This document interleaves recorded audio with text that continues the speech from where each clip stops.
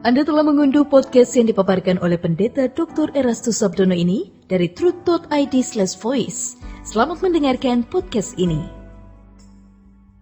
Shalom, saudara, salam sejahtera. Kebenaran hari ini berjudul kebanggaan orang percaya. Menjadi Kristen berarti membawa diri kepada masalah besar. Karena ketika kita menjadi orang Kristen, kita harus mengikut jejak Tuhan Yesus. Jejak Tuhan Yesus adalah pertumbuhan atau progresivitas untuk bisa melakukan segala sesuatu sesuai dengan pikiran dan perasaan Allah Bapa. Ini merupakan perjuangan yang bisa terwujud kalau kita melepaskan segala sesuatu. Itulah sebabnya dalam Lukas pasal 14 ayat 33, Tuhan Yesus berkata, kalau kamu tidak melepaskan dirimu dari segala milikmu, kamu tidak dapat jadi muridku. Oleh sebab itu kita tidak bisa memiliki kerajaan surga sekaligus juga memiliki kerajaan dunia. Tidak bisa dua-duanya. Kita tidak bisa memiliki Tuhan tapi juga memiliki dunia. Bahkan kita pun tidak berhak memiliki diri kita sendiri lalu juga memiliki Tuhan.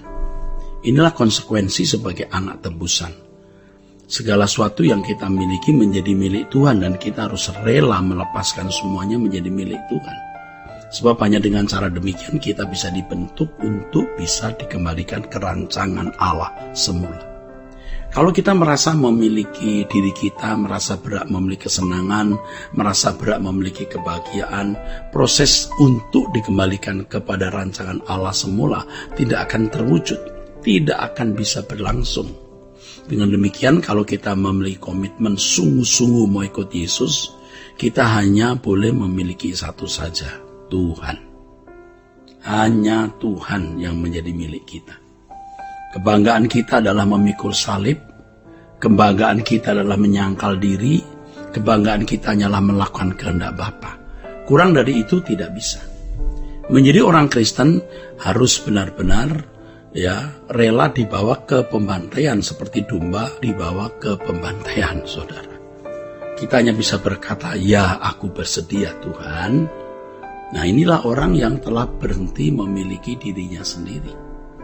Saudaraku, memang proses menjadi orang percaya yang benar itu tidak bisa terjadi dalam waktu singkat, tetapi melalui proses yang panjang dan itu menyakitkan. Proses seperti ini, saudaraku, itu luar biasa indahnya. Ketika kita dapat merasakan damai sejahtera yang melampaui segala akal di tengah-tengah pergumulan hidup yang kita alami untuk menjadi serupa dengan Yesus atau memiliki pikiran dan perasaan Allah.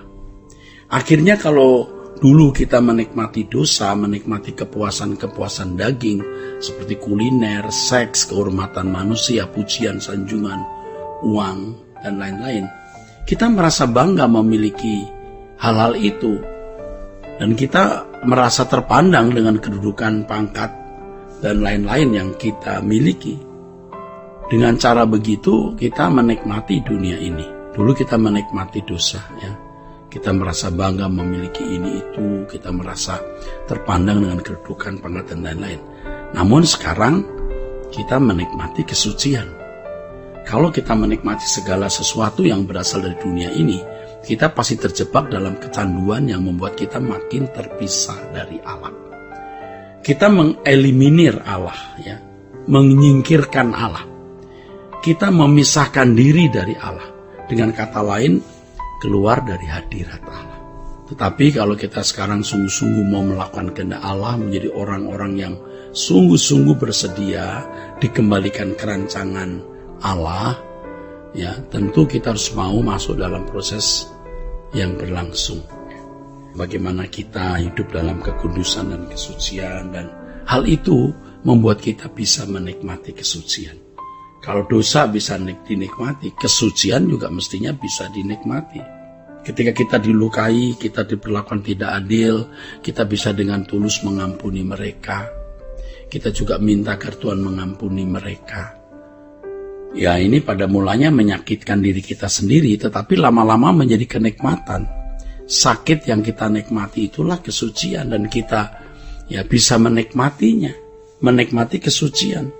Menikmati dijahati, tidak membalas kejahatan, itu kenikmatan. Ketika kita karena jujur menjadi miskin, karena jujur kita tidak punya rumah bagus, karena jujur kita tidak punya kendaraan, ya kita menikmati kesucian dengan kendaraan apa adanya, dengan rumah sederhana. Ketika kita tertindas, diperlakukan tidak adil, kita menjadi terbelakang. Di mata manusia kita diinjak-injak, tapi kita menjalani dengan sukacita karena kita tidak mau berbuat dosa. Saudara tahu, itu kita menikmati kesucian Tuhan. Dalam kenikmatan menikmati kesucian Tuhan, kita seperti diangkat terbang tinggi. Kita masuk dalam dimensi Allah. Kita akan bisa mengerti rencana-rencana Allah di dalam hidup kita melalui perjalanan hidup seperti ini. Baru kita bisa mengerti apa artinya menyatu, yang saya sering istilahkan krek dengan Allah. Kita baru bisa mengerti karena mengalami apa artinya Allah itu hidup, Allah itu nyata, saudaraku. Nah, sebenarnya banyak orang Kristen yang tidak yakin Allah itu ada, termasuk para teolog yang berbicara tentang Allah. Kalaupun dia bicara Allah itu ada, dia hanya berteori. Buktinya apa? Dari cara bicaranya saja, dari kualitas hidupnya, kita tahu bahwa dia tidak menghayati Allah itu hadir, Allah itu hidup. Ketika kita diberi kesempatan oleh Tuhan untuk berbalik, tapi kita tidak berbalik, maka kita tidak akan pernah mencapai kecerdasan rohani. Itu berarti sama tidak mengalami keselamatan. Dan orang-orang seperti ini gagal. Mereka ya mungkin belum tentu ya saudaraku masuk neraka, tapi mereka tidak pernah menjadi anggota keluarga kerajaan karena mereka punya standar hanya baik. Sebab untuk masuk anggota keluarga kerajaan harus sempurna seperti Bapa dan serupa dengan Yesus.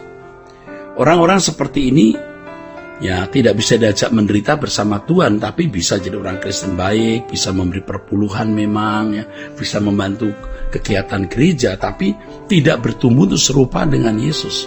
Mereka masih egois dalam percakapan, sehari-hari masih nampak kesombongannya.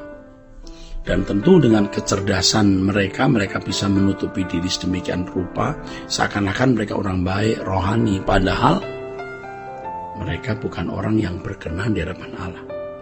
Sebab yang ada di tahta hati mereka adalah diri mereka sendiri. Seseorang yang sudah mengecap kesucian, itu baru bisa mengecap kebaikan Tuhan, karena kebaikan Tuhan tidak diukur oleh berkat-berkat jasmani, tapi diukur oleh karyanya yang membentuk dirinya menjadi serupa dengan Yesus, yang membentuk dirinya untuk bisa menikmati kesucian. Jadi kebaikan Tuhan harus kita maknai ketika kita bisa mencapai kesucian Tuhan, dan ketika kita bisa menikmati damai sejahtera Allah yang melampaui segala akal. Itulah puncak fokus dan proyeksi yang benar dalam hidup. Ketika kita mencapai persekutuan dengan Allah yang ideal, di situ kita baru bisa mengenal Allah.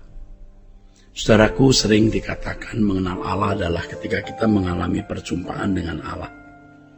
Dan itu benar. Disitulah sebenarnya kita benar-benar memiliki iman yang sejati ketika mengalami perjumpaan dengan Allah. Dan itu pasti mengubah hidup kita sehingga kita memiliki kualitas karakter yang baik. Nah, ironinya banyak orang yang berdebat tentang Allah, bicara tentang Allah, tapi mereka belum menghayati Allah.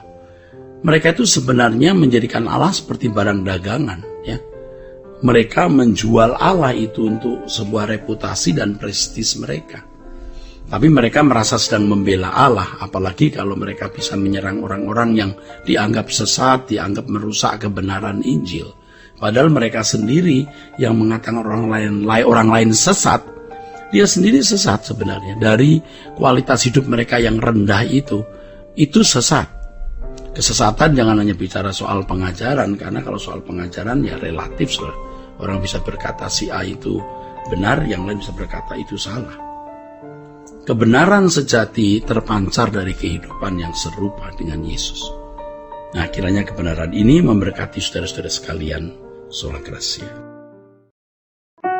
Untuk berlangganan renungan harian dalam bentuk cetak, silakan hubungi Truth Literatur di nomor telepon 0878 7870 7000. Untuk mendapatkan CD khotbah, MP3 Renungan Truth, dan CD album lagu produksi Sola Gracia, Anda dapat menghubungi di hari dan jam kerja di nomor telepon 021 638 60953. Tuhan Yesus memberkati.